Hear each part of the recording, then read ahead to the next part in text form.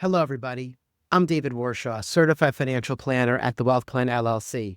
And today we're talking about the 5 key assumptions that go into every retirement plan and how each one can make your plan either more aggressive or more conservative. I like to think of these assumptions as levers that you can manipulate in order to reach your desired retirement goal. In plain English, we're talking about how much pressure you're putting on the plan, whether you're stretching it to its limits or giving it some room to breathe. First, retirement age. The later you retire, the more conservative the plan becomes.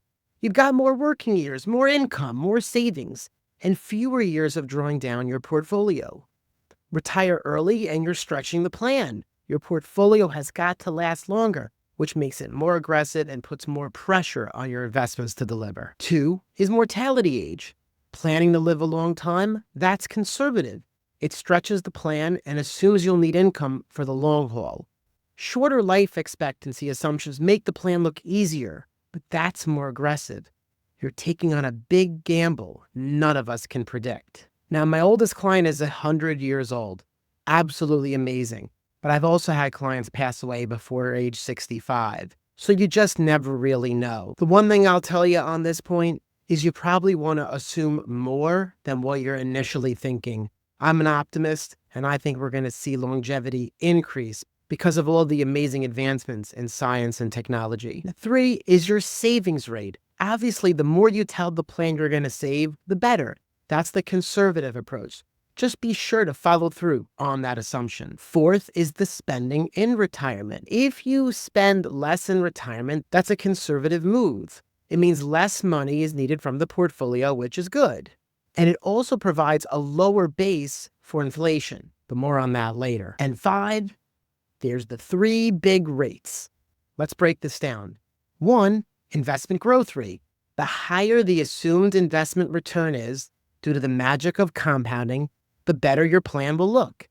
And the younger you are, the bigger the beneficial impact this can have. But you're putting pressure on markets to deliver.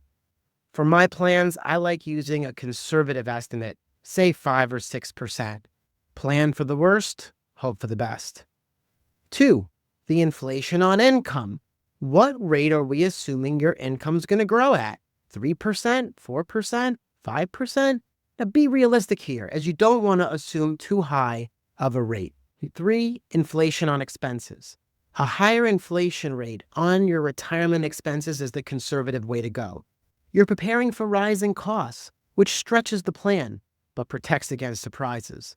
I typically use 3% in my plans. But I got a bonus for you. What about your home equity? For many people, their home is their biggest asset.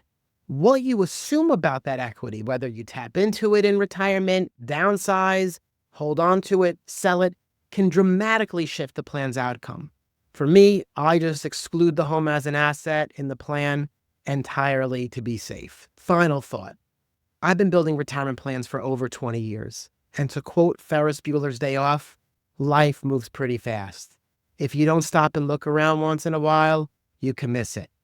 Things change, so don't stress over having the perfect plan today.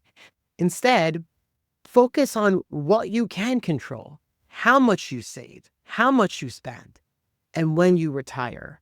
That's how you plan smart and prudently. Retirement planning is a process, not a one-time event. And the assumptions you make today, they're just a starting point.